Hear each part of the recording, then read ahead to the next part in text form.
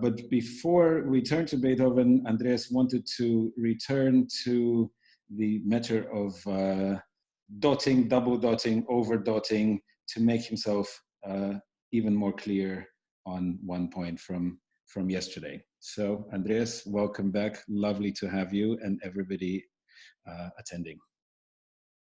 Thank you. Yes, I had a feeling of guilt afterwards.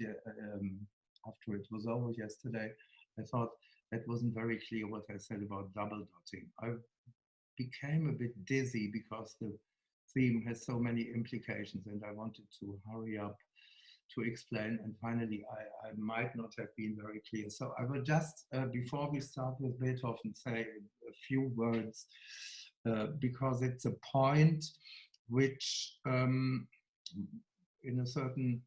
to a certain extent, even applies to Beethoven still. So double dotting or dotting. In the beginning, let's just remind ourselves that the way our notation works, it can write pitches quite exactly. So we have 12 half notes and we have 12 keys per octave on the piano. It can tell us exactly play G sharp and then play A. It can only approximately tell us when to play when to strike a certain key.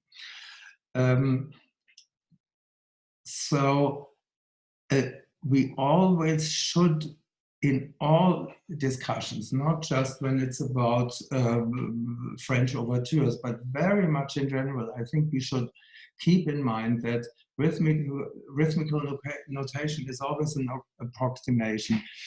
First of all, what is written dotted has a great amount of flexibility. We saw yesterday that it can be synchronized with triplets, so it can be 2-to-1. It can be, on the other extreme, nearly double dotted, maybe not quite exactly, but nearly. And then as a second way, helpless way to write, to notate music, we have the concept of inégalité, which does not write dotted rhythms, but which writes equal, mostly 8th notes or 16th notes, and supposes us to play them nicely, which means inégal. And inégalité also has quite a broad spectrum from nearly égal to approximately dotted.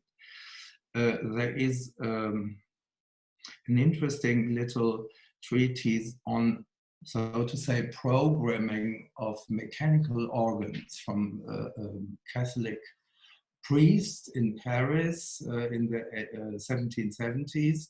And he, as you have to program the rhythm quite exactly, he gives mathematical relationships of inégalité. It can be anything between nearly equal from 9 to 7 up to dotted from 3 to 1. So 9, proportion 9 and 7 and 3 to 1. 3 to 1 is dotted, of course. So there is a great flexibility, and dotted, as we saw, and inégal actually overlap. So we should always think there is a continuum of between 2 equal notes and anything up to very dotted. And it's often a tricky thing for composers to decide, even should I write something dotted, but I don't want it very dotted. But if I don't write it dotted at all, that's also not what I like. So the sources, the most precise sources about inégalité of notes which are written equal are all from France. But this does not necessarily say that inégalité didn't exist outside France. Maybe it existed to a lesser extent, I'm not even so sure. We have precise documents about it only in France, but we have, for instance, comments of people who listen to Corelli's orchestra and they remarked on the particular different quality of downbow and upbow. So, of course, a downbow and an upbow will not sound exactly the same. So that's also inequality, but we don't know exactly how inequal it was. We will never know. We will also never know in Germany. But the concept of inequal is quite a universal concept. That is quite sure. That was the first thing. The second thing, mentioning very briefly again overture. Because that is the the kind of music which seems to paralyze many people. They think there is nice normal music, and then there are strange overtures, and they need to be double dotted. And I would like to point out that actually French overture are just music like every other music. There is nothing exterritorial about it. Speaking now of dotted notes, notes which are written down, dotted on paper. There are two very different kinds of dotted notes. There is the upbeat kind, da-dum, ba-dum, ba-dum, and there's the not upbeat kind, dee-ya-dee-ya-dum. So two very different affects can be expressed dotted. The French overture is, of course, of the first kind, the upbeat kind. It comes originally from the fanfare, so the king enters and it's ba-dum, ba-dum. Not only upbeat, but there's a little silence between the down bow, you lift up the bow, up bow, down bow, lifting up. So the most important thing is not should I double dot or should I not double dot, but it is the activity behind it, and the French call it silence d'articulation. After the long note, you lift up the bow from the string and play the next upbeat and downbeat. So that is the upbeat kind of dot. And as upbeat is associated with something active in the case of French overture, something festive, the king is entering, it will have the tendency to be shorter. But I would not even worry so much about how short it should be. It will vary from piece to piece, but it should be firm, active, and dignified, let's say. So this is the basic gesture of a French overture. I hesitated yesterday to go into detail because the history of a French overture is very complex. If you look at Lully's overtures, they look very different from Bach's or other late Baroque overtures. Let's not go into that. And Bach's within late Baroque overtures are a special case because of Bach's particular obsession with complementary rhythm, which is actually a concept which is very contrary to a French overture. You can see, yesterday we briefly spoke about the fourth partita, the beginning. That's still fairly normal. If you look at Bach's orchestral suites and their overtures, they are somehow based on complementary rhythm. They are a very personal kind of overture. So that's another problem which I hesitated to mention. So the other kind, the non-upbeat kind of dotting, is radically different. It's exactly somehow in character opposed. It is passive. It is not badim, but it's di-ya-di-ya-dam. And as 18th century music often lacks articulation information, we don't always see, it has to be performed legato, but it's not always written in the music.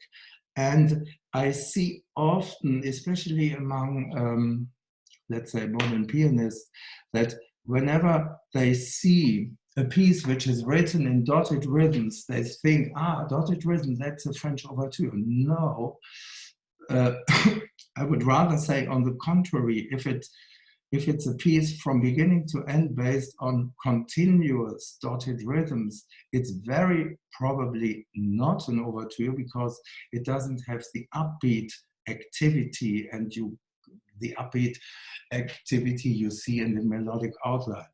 And I just wanted to give one example of such a piece, which is often misunderstood as a French overture, but is actually the contrary. It is a melancholic largo, the prelude in G minor from Book 2 of Well-Tempered Clavier.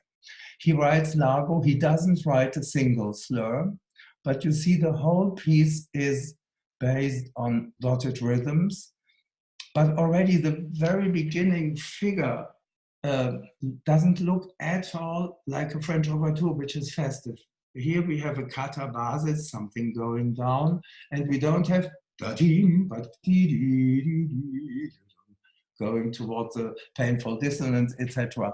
So such a piece should rather be seen as, I speculate now, Bach had this idea and he wrote it without dotted notes first and then said, well, it's maybe a bit monotonous. How should I write? I will be probably between egal and dotted. Okay, let's write it dotted. And there is no overture gesture in this piece. We have quite a lot of pieces which look like this, dotted throughout. They are hardly ever overtures because an overture is not based on complementary rhythm, except some strange cases by Bach. I mean, maybe if I have one single reproach to Bach as a composer is that sometimes I think his obsession with complementary rhythm overgrows everything like mushrooms somehow, and occasionally I would like to shout to him, give us a break, but he hardly ever does. So this piece definitely is no French overture. And now I come to the second point, not how to perform a rhythm, if inegal or if strongly dotted, less dotted. Now I just briefly mentioned a much simpler point, the point again of notational imprecision, just because people will understand the notation anyway. In this piece, we have, for the first time in bar 3, and in the left hand, we have instead a 32nd note. On the weak beat, we have a 16th note, and this is just very simply abbreviated notation. This has nothing to do with double dotting. Double dotting is an aesthetic decision of the interpreter. How do I play? How do I pronounce this rhythm? This has nothing to do with Aufführungspraxis.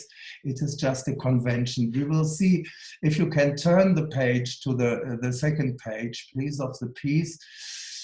No, sorry, the third in this edition, to just the end. Third page, do you? Yeah, last line. We see the last but one bar. It's just by accident that the alto part is metrically shifted, which makes the precise notation necessary because there is no other way to write it down.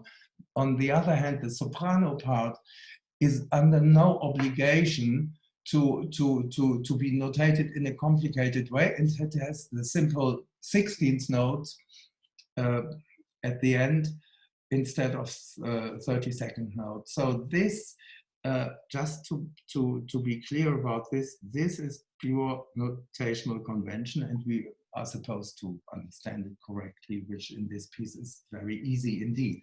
In other pieces it's maybe less obvious. So this is what I wanted to add to yesterday's last question. are we supposed to double dot? That's the wrong question. That's what I wanted to say. And let me stress again, rhythmical flexibility, that not everything which is dotted should sound very dotted. And there are many characters which can express in dotted notation. That applies just as well to Mozart and Beethoven and I guess Brahms, and well into the, I guess, probably until Neue Sachlichkeit, until the 1920s, when suddenly one became obsessed with, it's written like this, it has to be mathematically performed like this. Then we get to very edgy and rigid interpretations. This is confirmed not only by treatises, but if you listen to old recordings of people who were still somehow educated in the pre-First World War tradition, you see with how much flexibility these people treat rhythmical gestures. Okay, now Beethoven.